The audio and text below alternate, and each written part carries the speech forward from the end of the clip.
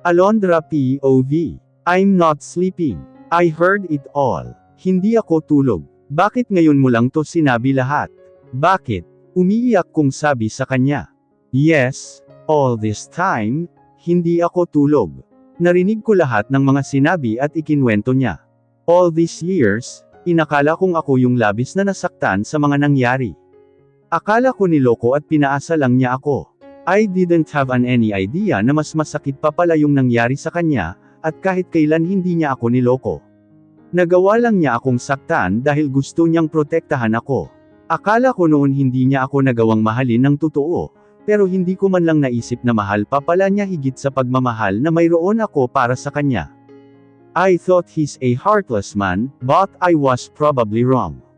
He was actually a knight in shining armor, who protected me from danger. Kung may anghel mang totoo sa aming dalawa, siya yun at hindi ako, dahil sa dami ng mga nagawa niya para sa akin. Kumalas ako mula sa pagkakayakap sa kanya. I faced him with pain in my eyes. Bakit ngayon lang, Anthony? Malulungkot din ang mga mata niyang ipinukol sa akin.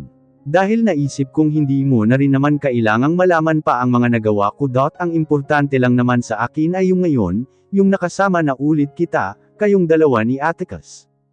I cupped his face gently. Napapikit naman siya sa ginawa ko, at hinawakan din niya ang mga kamay kong humahaplos sa pisngi niya, feeling my soft touches. Pero hindi mo pa rin dapat hinayaan na kainin ako ng galit ko, sa maling akala ko sa'yo. You've just let me on having a bad interpretation with you, kahit na ang totoo, wala ka naman talagang hindi isinakripisyo para sa akin. Hindi siya sumagot. Naramdaman ko na lamang ang sunod-sunod na pagtulo ng luha niya, sa mga kamay ko. This is not the first time I saw him being emotional like this in front of me, but still seeing him crying especially this time, almost drives me into insanity. Ginawa mo noon ang lahat para sa akin. Wala kang itinira sa sarili mo, dahil inuna mo ang kapakanan ko. This time, I want you to be selfish. Gusto kong pagbigyan mo naman ang sarili mo, at kung ako ang makakapagpasaya sa'yo, don't worry dahil kahit kailan ikaw lang naman lagi eh. Unti-unti niyang iminulat ang kanyang mga mata, at nakita kong mamula-mula pa ito dahil sa luha. Hindi mo na ulit ako iiwan? He asked. Marahang umiling ako. Hindi na. I'll stay by your side till we grow old. Kaming dalawa ni Atticus, hinding-hindi ko na ulit hahayaang malayo pa kami sayo. You are the father of my child, you are my husband and the only man I love in my whole life. Then I sealed him with a kiss. He responded to my kiss, and even made it deeper. Naramdaman ko na lang ang mga kamay niyang nasa baywang ko na, at ikinumyapit ko naman ang mga braso ko sa batok niya. Unti-unti ko na rin lang namalayan na maingat na niya akong inihihiga ulit sa kama. I felt the soft sheet of bed in my back, when I'm already lying in there, and Anthony on top of me, kissing me with gentleness and tender care, showing me how special and important I am to him, to his life, and to his whole heart and soul. I love you, Anthony, I whispered in between our kisses. I'm crazy, madly, deeply in love with you, Anthony, I really do. He whispered too. I feel it that he mean it. He mean whatever he says, as well as I mean mine also. We really mean our words together, our love for each other. His kisses go upwards, to my nose, cheeks, and forehead, then downwards to my neck, and top of my chest. Soft and low-pitched whisper escaping from me, because of the shivers he's sending to my whole body. Naramdaman ko naman ang kamay niyang nasa laylayan na ng bested ko, at unti-unti itong itinataas. I became cooperative with his actions, that's why I'm just left now with my inner end, below him. I'm almost naked but I don't care because after all, it's only Anthony who sees me in this form, only to him I can do this. There's no other man but him alone. Hindi ko na alam pa kung paano niya natanggal ang natatanging saplot ko panitaas, basta ang alam ko na lang wala na akong panloob, at kasalukuyan na niyang inaangkin ngayon ang kaliwang hinaharap ko, habang ang kanan naman ay pinaglalaroan niya ng kanyang isang kamay. Anthony, I can't help it but to call his name. Nagpabalik-balik siya sa ginawang iyon sa harap ko, ilang sandali pa naramdaman ko naman ang isang kamay niyang bumaba sa gitna ng katawan ko. I'm still with my pangbabaon yet I could feel it, I'm ready already. Maya-maya pa na ipasok na niya ang kamay niya sa loob ng pang-ibabang saplot kong iyon, at hinahaplos ng kamay niya ang parteng iyon. Hindi ko maiwasang mapasinghap sa bawat pagdampi ng kamay niya doon. Pakiramdam ko mauubusan ako ng hangin sa ginagawa niya. Makalipas ng ilang sandali, hindi pa rin siya tumigil sa ginagawa doon, at nasa leeg ko na ngayon ang kanyang mga halik. Pakiramdam ko may sumabog na kung ano, at para na akong mababaliw sa pinaghalong sensasyong na nararamdaman ko. Nang tumigil na siya sa wakas, inangkin muli niya ang labi ko pababa ulit sa leeg, sa dibdib, sa puson, at kumulabog palalo yung puso ko, nang bumaba ito sa aking katawan. Dahan-dahan niyang tinanggal ang natitirang saplot ko, at tuluyang inangkin ng labi niya ang bahaging iyon ng katawan ko ni Anthony. I groaned as I enjoy his work on my down there. Patuloy siya sa panghahalik doon at hindi ko mapigil ang mapasabunot sa buhok niya, dahil sa sensasyong idinudulot niya. That sent shivers down my spine. Nang nararamdaman ko ng unti-unti ko nang nararating ang kahantungan ko, doon naman siya tumigil at talagang nabitin ako. Why did you stop? I asked him. Do you believe how pure is my love for you now? He seriously asked. Tumango ako. I believe in your love. I believe in you really. I answered him sincerely from the bottom of my heart. Sa wakas nasilayan ko na rin ang muling pagngiti niya. Yung ngiting alam kong galing sa puso, totoo at maligaya. Hindi ko maiwasang banayad na napangiti na rin. Seeing him happy makes me happier, that's how deep I'm in love with my man. He continued his duty in my body. Pagkatapos noon, lumuhad siya ng bahagya sa harap ko, dressing off himself. Tinulungan ko naman siya sa pagtanggal ng sinturon at pantalon niya, till he's only left with his boxer shorts and brief beneath it. Siya mismo ang nagtanggal ng kanyang boxers, at ako naman ang sa panghuling saplot. Napasinghap ulit ako nang makita ko ang ano niya, it's not my first time to see it, but I still get amused at pakiramdam ko nagbablush pa rin ako. He's really gifted. Your cheeks turned red, you're not just pretty, you're also cute wife. Mapilyong aniya. Hindi naman ako nakasagot at napaiwas na lang ako ng tingin sa kanya, pakiramdam ko bigla akong tinamaan ng hiya. Marahang hinawakan niya yung chin ko, at pinaharap ulit sa kanya, upang magsalubong muli ang aming mga mata. He's now looking at me intently. You're my Mrs. Morgan, and I love you, he said so serious, then lowered himself again as he sealed my ups. He kissed me like there's no tomorrow. Para namang may sariling mga buhay ang mga kamay ko, at tumungo ang mga ito pababa sa kanyang broad and sexy shoulders, and then to his perfect six-pack abs. After a while, he laid his hands way to my legs, then he touched it. Sumunod naman ako. He's looking at my eyes straightly, habang patuloy ito sa ginagawa. Pumagit na siya sa akin. Napapikit ako ng mariin at napahigpit ng hawak sa bedsheet, nang maramdaman ko ang sakit, I almost screamed kahit di pa naman totally nagagawa ang gusto niyang gawin. It hurts. Yeah, I know I'm not innocent anymore, but my last was 9 years ago. Malapit na rin sana noong gabing pagkatapos naming ikasal, pero hindi yun natuloy. Hindi ko akalaing magiging ganito pa rin pala kasakit tulad noong una namin itong ginawa. He stopped immediately. He apologized. I'm sorry, Alondra. I'm sorry. No, don't stop. Just continue, please continue, I beg. I'm begging because I know I am fully ready now to do it again with him, and only to him. Handa ko na ulit isuko ang buong pagkatao ko sa kanya, ngayong alam ko ng totoong mahal niya ako. But I don't want to hurt you, Alondra, not again. Hesitation was on his tone. I can handle the hurt, just please continue. Narinig ko na lang ang marahas na pagpapakawala niya ng hangin, saka muling itinuloy ang naudlot na gawain kanina. Mahigpit na mahigpit yung kapit ko sa bedsheet namin, nang maramdaman kong muli ang hapdi sa unti-unti at maingat ang kanyang ginagawa. Hindi ko alam kung paano niya nagawang tuluyang gawin, dahil sa kaliitan ko at kalakihan niya, basta naramdaman ko na lang na tuluyan na niya akong inukupado. You're tight as a first-timer, that's why it will hurt at first, just don't move for you to adjust. He said on a loving command tone. Just like the first time we did it 9 years ago, he took me again with tenderness and care. Masakit talaga sa una pero nakakaya ko dahil mahal ko siya. Kung nakaya nga niyang tiisin lahat ng sakit sa pagmamahal sa akin sa loob ng maraming taon, bakit ako hindi ngayon diba? Unti-unti na nga akong nakaka-adjust. I even found myself already dancing with his rhythm. I wrapped my legs on his waist at sinabayan siya sa kanyang pagsayaw, hanggang sa nararamdaman ko ang bawat ginagawa niya sa akin. Paulit-ulit kong pagbulong, naramdaman ko na yung sobrang init at intensidad hanggang sa narating ko na ang tagumpay.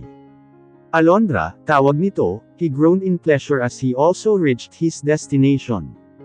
God, I'm really in love with him, to the sense that I can't imagine anymore a life without him. No, life without him is too senseless and no worth at all.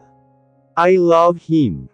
Nang iminulat ko ang mga mata ko nasa tuktok ko pa rin siya, still not releasing his from mine.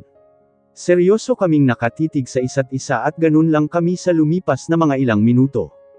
I love you, he whispered after a while. I love you, I whispered back. He kissed me on my forehead then he embraced me. Thank you for making my life joyous, because of your existence. Thank you for making me complete because of your love. Naramdaman ko ang muli na namang pangangilad ng luha ko. God, this man could really make me cry over and over again, cry because he's the one that my heart's only beating dot and cry because of so much gratefulness and happiness I am feeling right now. I should be the one to thank you Anthony, because you love me much more than the love you have for yourself. Thank you for loving me, so purely. Bumaba na siya mula sa itaas ko, at nahiga na sa tabi ko. Hinela niya ang kumot pantikip sa aming mga katawan and then again he hugged me. I just let myself fell asleep in his warm arms. This is where I belong with the arms of the one, whom I always knew I'm secured and being protected. Alam kong mahimbing na ulit akong makakatulog, dahil nandito na ulit siya. Nandito na ulit ang maiinit niyang mga braso, na handa akong yakapin sa oras na ginawin ako. Tama nga ako nang hinala na makakatulog na ako ng mahimbing, dahil maganda ang gising ko kinaumagahan. I even dreamt a picture of a complete family last night, blurred yung photo but I'm really sure na yun yung simbolo na magiging masayang pamilya na ulit kami ni Anthony, at ng anak naming si Attica sa panibagong pag-uumpisa namin. Tinitigan ko yung napakagwapong mukha ng asawa ko, na hanggang ngayon ay tulog pa rin. Yakap-yakap pa rin namin yung isa't isa. I smiled as I remembered the love we shared last night. Parang kinikilig tuloy ako, kapag naiisip ko yun. No doubts, mahal ko talaga siya kahit anong gawin ko. Am I the reason behind that smile? Nagulat ako nang magsalita siya bigla. Nahampas ko tuloy siya pero mahina lang naman. You're not sleeping. Hindi ko na mapigilan ang tawa ko. He suddenly opened his eyes with a mischievous smile, formed on his ever-kissable lips. Kinikilig ka no? What? Paano naman niya nalaman yun? Was he a mind reader? Nabigla naman ako nang bigla niya akong nakawan ng halik sa labi. A sweet plain peck. Anthony. Natatawa kong saway sa kanya, pero syempre kinikilig talaga ako. Pakiramdam ko nga bumalik ako sa pagiging teenager, na kinikilig sa pakikipagharutan sa crush. I love you mahal, aniya na inspirado. Here we go again, showing each other how much we are in love. Mahal, I love you, I responded, saka ko isiniksik ang ulo ko sa sexy chest niya. Kahit paulit-ulit pa yata namin sabihin yung salitang I love you, hindi kami mag-asawa kahit minsan kasi galing sa puso eh. That's the function of every I love yous diba? Bago sabihin dapat patunayan muna. At sa dami na ng mga pinagdaanan namin, napatunayan na namin kung gaano kahalaga ang tatlong mga salitang yan. I love you is never been just a word by itself, but rather it is an action to be proven and tested, just like the love Anthony has for me. And just like the love I have for him. So, high school pa lang pala tayo mahal mo na ako. I suddenly opened a topic. Curious din kasi ako eh. Ever since I laid my eyes on you, I fell in love. Para na namang hinaplos ang puso ko, dahil sa sinabi niya. He really never failed to touch my soul. At yung tungkol naman sa pagpapashare ko sa'yo ng payong noong umuulan, hindi ko na talaga maalala eh. I pouted then shook my head. Oh, that one. Wait for a while. Maingat na tinanggal muna niya ang mga braso mula sa balikat ko. Pinulot niya sa sahig ang kanyang pantalon, at may kinuha sa bulsa niyon. Tapos binigay niya sa akin ang isang pink floral handkerchief.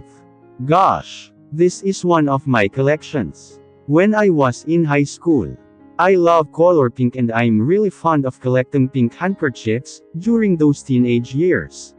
So, totoo nga, a sudden flashback came through my mind, hanggang sa tuluyan kong ang maalala ang sandaling iyon.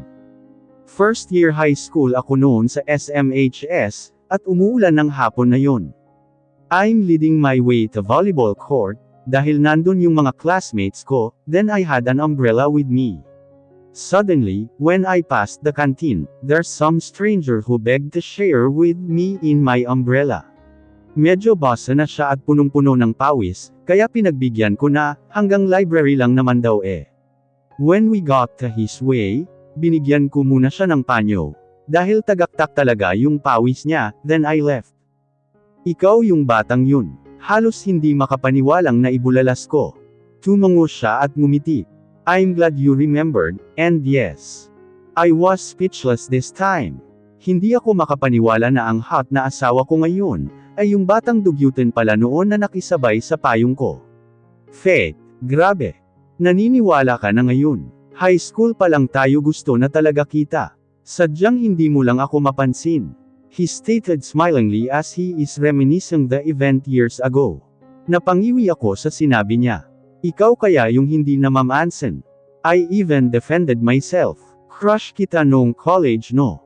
Yun nga yung nakakatawa sa lahat eh, crush mo pa lang ako, at nag-uumpisa pa lang na hangaan mo, samantalang ako mahal na kita, at halos baliw na ako sayo. He said that not arguing with me, but telling me how hard he really tried before. Wow! I'm not going to argue with you anymore, parati kasi akong naaatrasan ng mga salitang sasabihin eh. You really never failed to make me realize how much you have tried before.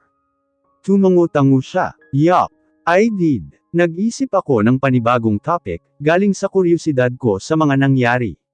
Galit ka pa rin ba kay daddy hanggang ngayon? I asked out of the blue. I mean, hindi ko naman siya masisisi eh, kung galit pa rin siya kasi after all, ang dami din naman talaga niyang masasakit na pinagdaanan sa buhay. He meaningfully smiled then softly shook his head. No, simula nang mahalin kita, at naging sigurado ako sa lalim ng nararamdaman ko sa iyo, all of my anger had faded away. I even forgave Mr. Gilbert Meyers, because I really love his only princess. I love you so much and my love for you lead me to forgiveness. I almost lost myself in the deepness of his love. And this is what I really want, to swim at the ocean of his love endlessly. How about your Tito, is he still angry with my father? With me? I continued asking. He passed away 5 years ago, because of brain tumor. Sa palagay ko naman, hindi na siya galit sa'yo, dahil pagkatapos ng lahat wala ka naman talagang kasalanan sa mga nangyari. Alam din ni Tyson ang tungkol dito. He just knew the plan after you left 9 years ago. Nagalit din siya ng sobra dahil sa ginawa ko, dahil sa ginawa namin ng ama niya. He's on your side all this time dahil inosente ka, he just chose to be with me because I'm his cousin and friend. Hindi talaga ako nagkamali ng pagkakakilala kay Tyson. Mabait talaga siya kahit kailan. How about your mother? Did you forgive her already? Patuloy ko sa pagtatanong but this time, I am more careful, dahil hindi na tungkol sa akin ang pinag-uusapan, kundi tungkol na sa relasyon niya sa kanyang ina. Natahimik siya bigla. Tila hindi mahagilap ang mga salitang dapat na sabihin. I held his one hand and squeezed it smoothly. Anthony, whatever happens, she's still your mother. Hindi naman sa pinakikialaman kita, ang gusto ko lang magawa mo rin siyang patawarin, dahil nanay mo pa rin siya. Kung nagawa mo ngang mapatawad si Daddy sa kasalanan niya sa pamilya mo, dahil mahal mo ako, bakit hindi mo kaya sa mama mo diba? Para na rin sa sarili mo, at sa ikalalaya ng puso mo mula sa galit. Again, I didn't hear any response from him. I understand kung hindi ka pa talaga handang magpatawad sa ngayon, pero sana pag-isipan mo. I'll really wait for that day, even it will take so much time, don't worry, I'm really willing to wait. Tinitigan niya ako, straight from my eyes, tapos hinawakan din niya ang kamay kong nasa isang kamay niya. Thank you for having the patience.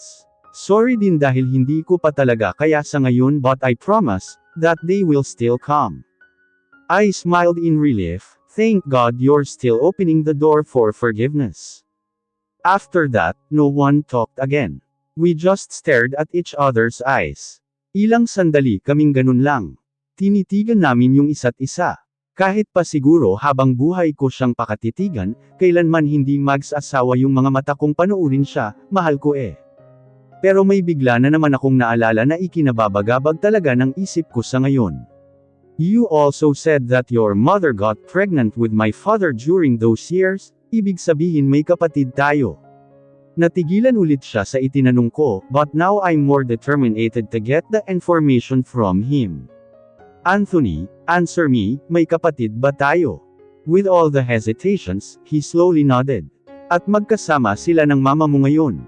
Patuloy ko, hindi na lang kasi tungkol sa aming dalawa ito ni Anthony, kadugo na namin yung pinag-uusapan dito. Maybe, I don't even know where they are. Aniya na para bang wala siyang pakialam sa dalawa. Pero ako, gustong-gusto kong makita ang kapatid namin. Kapatid namin yun eh. Kadugo, pamilya. Anthony, I want to find them. I really want, lalo na yung kapatid natin. Anthony please. I begged as I reached for his two hands. Alondra, he almost groaned in frustration. Anthony please. Kapatid na natin yung pinag-uusapan dito eh, hindi na kung sinong tao lang. Anthony pakiusap naman oh. Pag-uulit-ulit ko. I swear, I'm not gonna give up till he will agree with this. Mahal naman pagbigyan mo na ako. Huling bagay na to na hihilingin ko, kaya sana pumayag ka na. Alam mo namang wala akong kapatid ever since diba? Kaya gusto ko talaga siyang makita. Even you have no sister nor brother, kaya alam kong uhaw ka rin sa isang kapatid. Please Anthony, pagbigyan mo na ako. Please. He closed his eyes as he heavily exhaled. Will it make feel happy if we find our sibling? Agaran akong tumango. It will. Muli siyang napabuntong hininga. Fine. Automatiko akong napayakap sa kanya. I'm very thankful that God has given me someone who will really love me, and will do everything just to make me happy. I'm grateful I have Anthony Morgan with me. Salamat talaga Anthony. Oo na. Pasalamat ka mahal kita. He answered in a childish tone. I even heard him giggle. Ang gwapo na nga, ang cute pa. Nang kumalas kami ng yakap saka ko naman naramdaman ang pagkulo ng tiyan ko. I'm starving. Let's get dressed mahal. Gutom na ako eh. Pagyayaya ko sa kanya bigla. Ako din mahal, gutom na ako. He answered then he sealed me with a kiss. Tumugon naman ako ngunit nang bumaba ang halik niya sa leeg ko, natawa na ako bigla at bahagyang itinulak siya. Mukhang may plano na naman eh, nagugutom na kaya ako. What? Why did you make me stop? Kay no senting anya. Ang sabi ko po mag-breakfast na tayo dahil nagugutom na ako. And we're now having our breakfast here in bed. A playful smile formed on his lips. Sinasabi ko na nga ba eh, may plano talaga to. Hindi ko tuloy maiwasang matawa sa trip niya. I mean breakfast in the dining room with foods to eat. Mas masarap kaya ako kaysa sa mga pagkaing niluluto ni Yaya. Why don't you try me, my dear? He said in a seductive tone. Hindi na ako sumagot pa basta natatawa na lang talaga ako, habang iiling-iling sa mga ginagawa niya ngayon. He's seducing me in a very cute way. Unti-unti niyang inilapit ang mukha niya sa mukha ko, hanggang sa magdikit na ang mga noo namin, and our lips, just an inch apart, na kahit tila langaw mahihiyang dumaan sa gitna ng mga labi namin. I'm yummy baby, try me. he huskily said with an ear-to-ear smile, then he claimed my lips again. He deepened the kiss and I'm responding. Naramdaman ko na lamang ang muling paglapat ng likod ko sa bedsheet ng kama. And him on top of me still kissing me. My lips. My top of me still kissing me. My lips. My neck, my chest, my stomach and my. Sabi niya mas masarap daw siya kaysa sa luto ni Yaya kaya pagbigyan na. Well in fact, may sense of reality din naman yung kay abangan niya. Panay ang pagsulyap ko sa aking wristwatch, at halos hindi ko na mapigilan pa yung mga paa ko sa pagpapadyak. Kanina ko pa kasi hinihintay yung bagong kliyenteng may-ari ng isang romance pub na interesadong makipag-deal sa mga obra maestra ko. Dito sa isang high-class Italian restaurant ang meeting namin, pero almost 3 hours na akong naghihintay. Wala pa rin siya, at sa totoo lang inis na talaga ako. 1 PM yung napagkasundoan naming pagkikita heto at alas 4 na wala pa rin siya.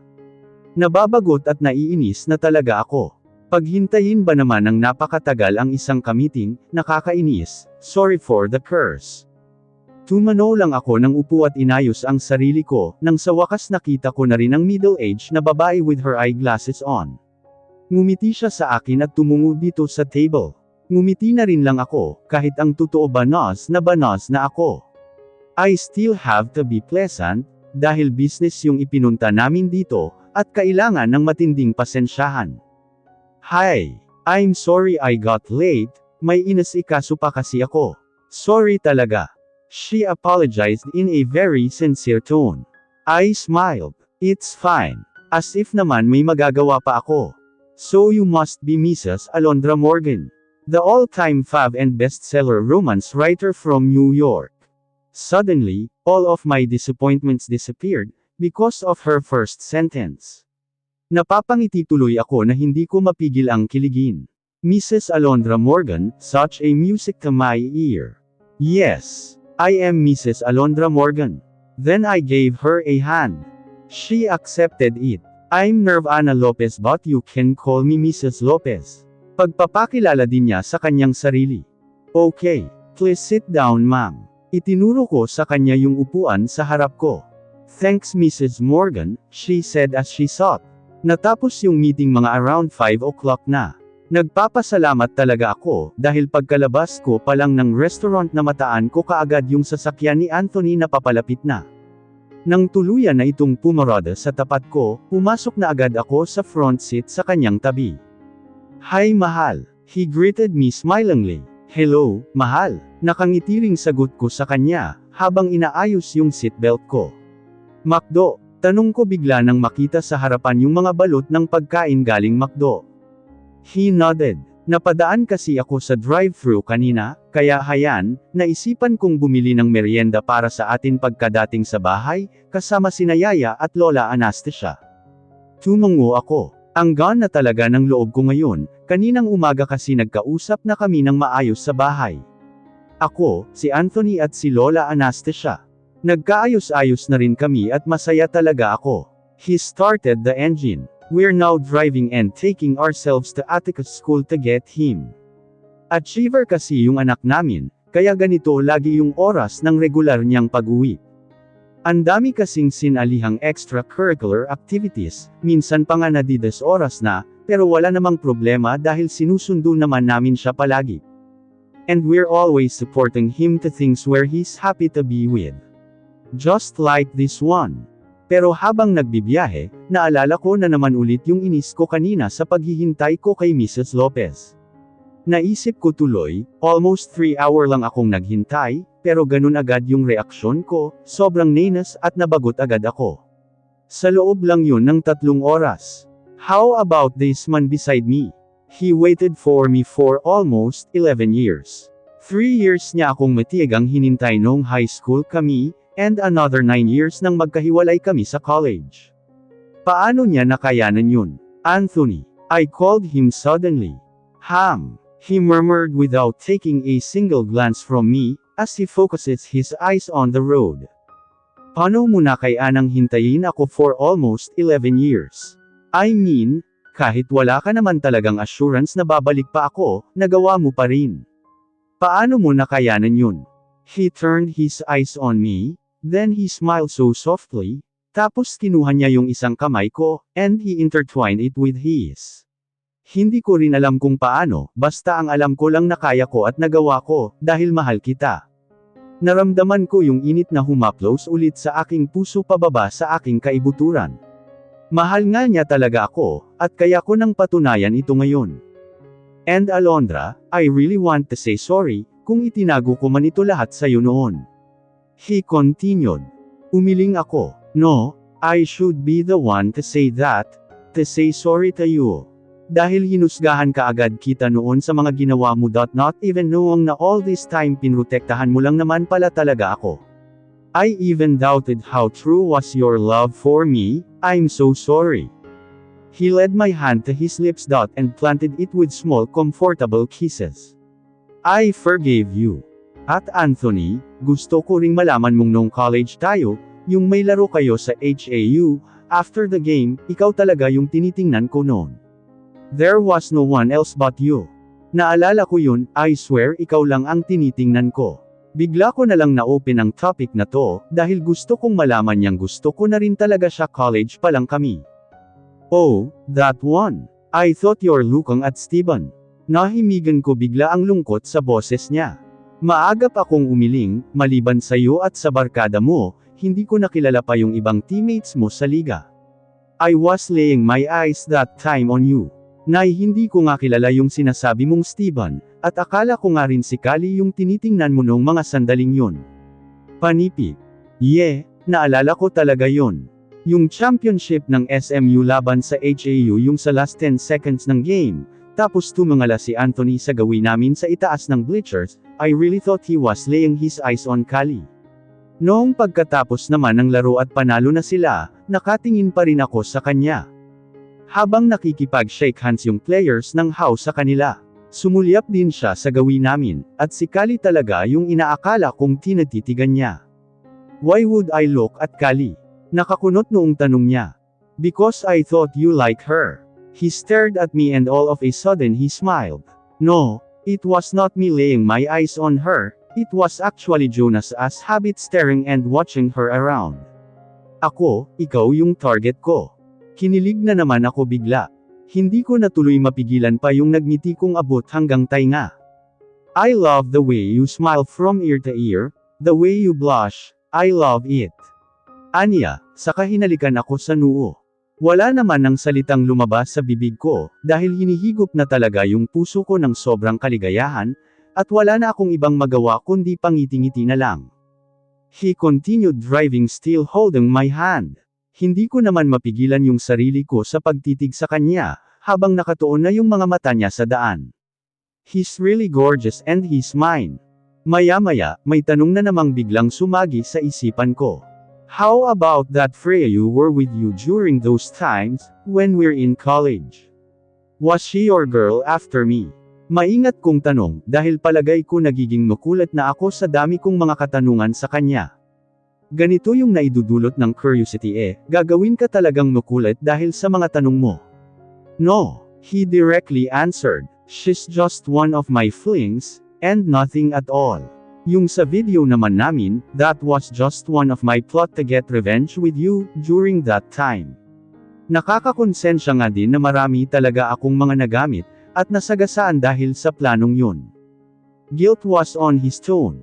Dinala ko yung kamay niyang naka-intertwine sa isang kamay ko, patungo sa labi ko, and I kissed it. Hindi mo rin naman ginasto yung mga nangyari. Nakarating kami sa tapat ng gate ng school ni na Atticus, at nagpark muna kami sa isang parking space. Dito na namin hihintayin yung anak namin, dahil maya-maya lang lalabas na rin naman yun. May isang bagay pa nga pala akong dapat talagang ikahingi ng tawad sa'yo. He said as he stopped the engine. What is it? Our wedding. I'm sorry if I gave you the worst wedding ever. Ni hindi ko man lang tinupad ang pangarap mong engrandeng kasal sa simbahan, magmula bata ka pa, he seriously said with mixed guilt and regret on his tone. I cupped his face using my free hand and feel it. Kahit kailan, ang lambot at ang kinis talaga ng mukha niya. I mischievously smiled on him. Sino bang nagsabing hindi natupad yung dream wedding ko? Kumunot sa pagtataka ang kanyang noo sa una, ngunit nang makuha niya ang punto ko, halos hindi maguhit yung mukha niya sa sobrang tuwa. You mean? Yes, my dream wedding still came true the day we got married. Siyempre, naikasal pa rin ako sa tanging taong noon pa man pangarap ko na talagang makasama habang buhay. Hindi man natupad ang gusto kong engrandeng kasal sa simbahan. At least naging Alondra Morgan pa rin ako. I happily stated. Totoo naman talaga. Hindi naman kasi lahat ng mga gusto natin nakukuha natin, di ba? Tulad na lang ng wedding dream ko sa simbahan, hindi nangyari yun, pero at least si Anthony pa rin yung nakatuluyan ko. Kahit simple lang yung kasal namin, at halos sa pilitan pa nga yun noong mga panahong iyon, pero sa kabila ng lahat naging masaya din naman ako, di ba? Kaysa namang natupad nga yung dream wedding ko, pero ibang lalaki naman yung naghihintay sa akin sa altar, no? I really can't afford, nor even just imagining that the one will I get to marry isn't Anthony. Hindi ko kayang hindi siya. Automatiko naman siyang napayakap sa akin. I just realized how much blessed I am, because the woman I love loves me back. Thank you, Alondra. Thank you because you've made me fall in love with you, and you're now giving me so much happiness. Mahal na mahal kita. Happiness is occupying the tone of his voice. Napayakap na lang din ako sa kanya, dahil wala na akong ibang masabi. I was too preoccupied of overflowing joy I'm feeling in my heart right now. Mahal din kita, Anthony. Tatlong simpleng salita, ngunit napakalalim ng ibig ipakahulugan, at maaaring makapagpabago ng buhay ng isang tao. Tulad ko na lang, when I fell in love with Anthony. Lahat naranasan ko na, yung sobrang iiyak ka dahil sa sakit, yung malulungkot ka na lang dahil ang hirap mag-move on. Syempre yung sasaya ka dahil alam mong mahal ka rin ng taong minamahal mo. When we released ourselves from that hug, idinikit naman niya ang kanyang noo sa noo ko, then gradually he drew his lips near to mine. Malapit na sana kaming magkahalikan, ngunit napaiwas ako bigla nang makitang lumabas na ng gate nila si Atticus.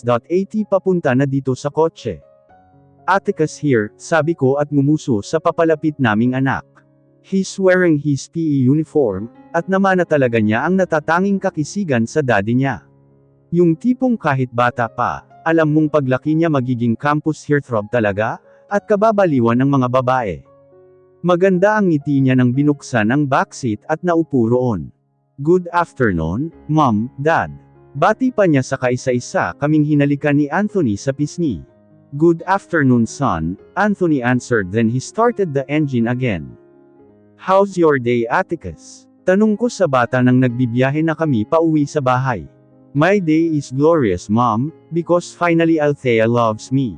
Naghalo yung reaksyon ko. Nagulat ako na napakunot ng noo, at the same time napapangiti. Who's Althea? She's my girlfriend, Mom. Sagot niyang nakatuon na sa kanyang iPad ang atensyon dahil sa nilalarong COC. Natawa naman ako bigla. What? Althea is your what? Girlfriend ko po. Direktang sagot niyang hindi man lang nag-abalang tingnan ako. Really, my girlfriend ka na?